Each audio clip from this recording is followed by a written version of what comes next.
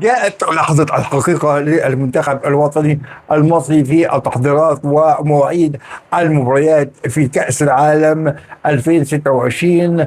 المنتخب المصري والكابتن حسام حسن خلاص عدينا الاختيارات ودخلنا في الجد والتحضيرات لكأس العالم إن شاء الله يوم 28/5 مع المنتخب الروسي على استاد العاصمة الإدارية. الملعب كله كومبليت بفضل الدعاوى المجانية. أما التحضيرات الثانية للمنتخب المصري أمام المنتخب البرازيلي السيليساو، وهتكون إن شاء الله اليوم 6/6 الساعة 8 في أمريكا بإذن الله. أما بالنسبة للمباريات الرسمية في كأس العالم هنبدأ مع المنتخب البلجيكي الساعة 8 وهيكون يوم 15/6 بإذن الله. المباراة الثانية في كأس العالم وهتكون أمام المنتخب النيوزيلندي إن شاء الله، هتكون يوم 22/6 الساعة 2 صباحا. أما المباراة الثالثة والأخيرة وهتكون أمام المنتخب الإيراني يوم 27/6 الساعة 4